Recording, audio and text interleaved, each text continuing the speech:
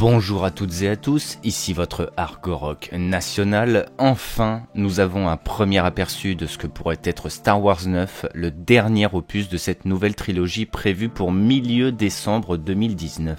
Je préfère vous prévenir dès maintenant, cette analyse est totalement personnelle et n'engage que mon avis. Vous allez voir du subjectif pur et dur. Il se peut que vous ne soyez pas d'accord avec moi ou que je me trompe, donc ne vous inquiétez pas. Bref, n'hésite pas à lâcher ton plus gros pouce bleu pour enfin le retour de Star Wars. Voyons ce que le trailer a dans le ventre. Je pensais à la base vous faire un 3 théories comme à l'ancienne, ça me rappelait de nombreux souvenirs d'ailleurs, mais je pense qu'une simple analyse serait plus appropriée. Bien. Je ne vais pas analyser plan par plan, je n'y vois pas grand intérêt. En revanche, je vais vous dire ce que je ressens, ce que je comprends et ce que je pense être légitime pour la fin de la saga. Nous démarrons sur une Rey plus déterminée et puissante que jamais. Luke semble avoir fini d'enseigner à Rey tout ce qu'elle devait savoir pour devenir la dernière Jedi, comme lui avait demandé Yoda dans l'épisode 8. Il est clair que rien n'est surprenant pour le moment. Nous savons déjà depuis un moment que Mark Hamill, l'acteur de Luke, serait de retour dans Star Wars 9. Et ce dernier le mentionnait même déjà dans le 8e film. Luke reviendra très certainement en Force Ghost comme Yoda ou Obi-Wan auparavant et enseignera la voie des Jedi à Rey. Le monologue de Luke en fond le souligne. Nous avons transmis notre savoir. 1000 générations vivent en toi. Cette phrase souligne énormément le fait que Rey est bel et bien la dernière Jedi existante dans l'univers. Elle a suivi le même chemin, le même apprentissage grâce à Luke.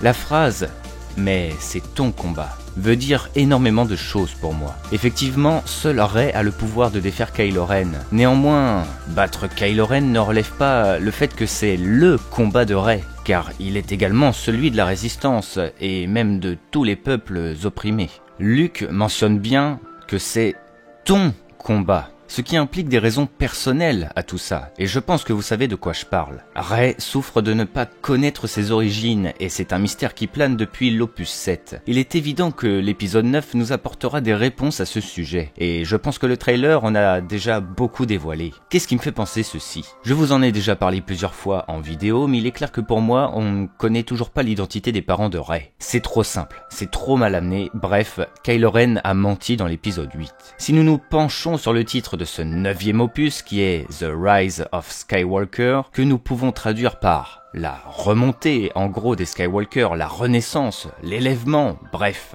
Nous comprenons facilement que l'histoire des Skywalker n'est pas prête de s'arrêter et qu'au contraire, elle va monter en intensité. Rey semble être en quête de quelque chose, une mission qui semble personnelle. This is your fight. Nous la retrouvons sur une planète déserte qui semble être Tatooine, mais je n'en suis pas très sûr. Peu importe. Que ce soit Jakku ou Tatooine, il y a un rapprochement direct avec soit les Skywalker, soit Rey elle-même. Donc un retour sur des origines pour avoir des réponses. Plus aucun Skywalker n'existe à ce jour, à part Kylo Ren. Mais je souligne le fait que Ben est nommé en tant que Ben Solo, principalement. Bien que le sang des Skywalker coule dans ses veines, le nom Skywalker est associé aux Jedi et au bien dans cette nouvelle trilogie. Luke est toujours surnommé Skywalker, donc si ce titre parle bien de Kylo Ren, cela sous-entendrait un retour vers le côté lumineux. Mais c'est un petit peu tiré par les cheveux. The Rise of Skywalker, la renaissance des Skywalker, soit une montée en puissance. Essayez de réfléchir à quel personnage monte en puissance constamment et va même terminer sa formation.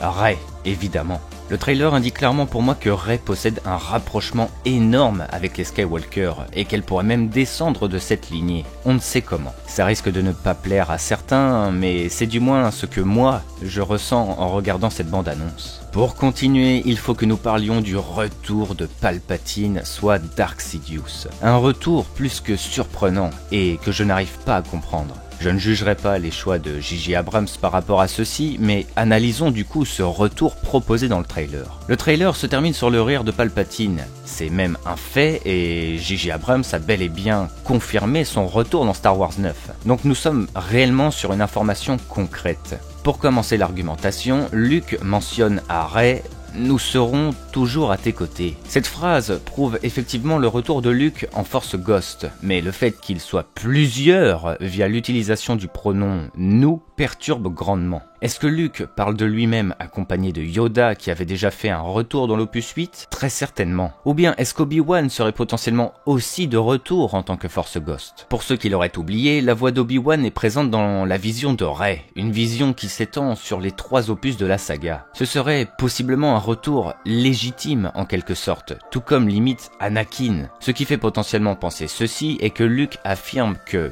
personne ne disparaît vraiment. Comme quoi ils sont toujours présents et que nous les avons jamais oubliés. Tout est possible. Mais, cette phrase, personne ne disparaît vraiment, possède une signification qui pourrait être tout autre. Au moment où Luke dit cette phrase, nous avons pour visuel les restes de ce qui semble être l'étoile de la mort enchaînant sur le rire de Palpatine. Cette phrase pourrait signifier que Palpatine n'a jamais réellement disparu et tapis dans l'ombre depuis tout ce temps. Qu'il soit vivant ou une sorte de fantôme, il ne faut pas oublier que Palpatine était à la base l'apprenti de Darth Plagueis le Sage. Seigneur Sith qui avait trouvé la voie de l'immortalité, en quelque sorte. Palpatine l'avait trahi et il se pourrait que ce dernier connaisse son secret et expliquerait pourquoi il est toujours vivant. Néanmoins, ceci pose une énorme quantité de questions. Tout d'abord, pourquoi avoir utilisé Snoke pendant les 2 premiers épisodes et non Palpatine ? Snoke est un très grand fan de Vador et a même un rôle similaire à Palpatine dans la saga. Il est sûr à 1000% que Snoke possède un quelconque lien de près ou de loin avec Dark Sidious. Peut-être que depuis tout ce temps, il était à la solde de Palpatine, qui dirigeait une fois de plus les opérations depuis les ombres. C'est fortement possible, je ne me rappelle plus exactement si c'est vraiment canon, mais lors de la prélogie dans les films La menace fantôme, Palpatine nous est présenté comme le méchant principal, alors qu'en fait, il était encore l'apprenti entre guillemets de Plagueis, qui était à l'origine du plan de la montée en puissance politique du futur chancelier. Nous sommes donc à peu près sur un même cas de figure, mais inversé. Snoke est mort, mais Palpatine reste. Il se peut que Sidious s'est servi de Snoke pour faire remonter politiquement le côté obscur au pouvoir. Snoke, pris au jeu, aurait voulu retrouver un nouveau Vador pour retracer l'histoire. Et nous arrivons donc à Kylo Ren. Kylo Ren, tiens, le retour de Palpatine chamboule énormément le rôle du nouveau suprême leader. Celui que nous pensions être le méchant ultime du film vient de se faire balayer par le retour du Seigneur Sith. Car il est très clair que si Palpatine est réellement de retour, c'est que c'est lui le grand méchant du film. Il ne peut avoir un autre rôle. Mais concernant Kylo Ren, du coup...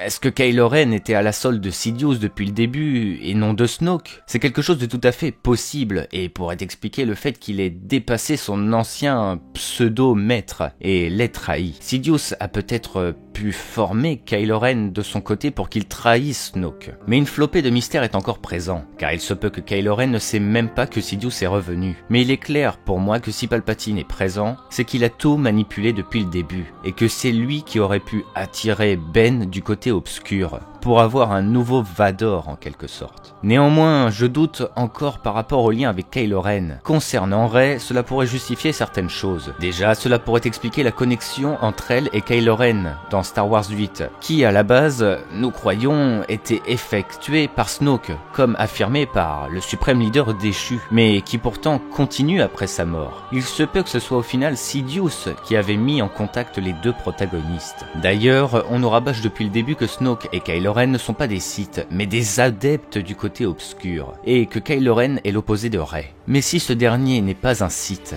et que Rey devient une véritable Jedi dans le 9, le fait qu'elle devienne une Jedi serait donc illégitime en quelque sorte. Il se peut que Rey existe et devienne une Jedi, car Sidious, un véritable Sith, est toujours en vie. Une Jedi face au dernier véritable Sith. Sidious est l'ennemi ultime de Star Wars. Il est très intelligent et c'est un très grand manipulateur. Le taux de dangerosité est à son point maximum. Je suis très curieux de voir ce que J.J. Abrams a prévu pour le Seigneur Sith. Nos héros vont devoir redoubler d'efforts, surtout Rey. Cette analyse était un peu différente de d'habitude et j'espère qu'elle vous aura plu. Je suis très surpris du retour de Sidious et j'arrive toujours pas à comprendre son retour. Bien que le côté marketing joue beaucoup. J'attends de voir, mais je ne vous cache pas que je suis tout de même hype. Je veux savoir. N'hésitez pas à me dire ce que vous avez pensé de ce trailer dans les commentaires et si vous souhaitez que l'on revienne dessus en vidéo prochainement. Si tu veux me soutenir, tu peux me laisser un gros pouce bleu, t'abonner, regarder quelques pubs sur Utip ou me suivre sur Twitter. Bref,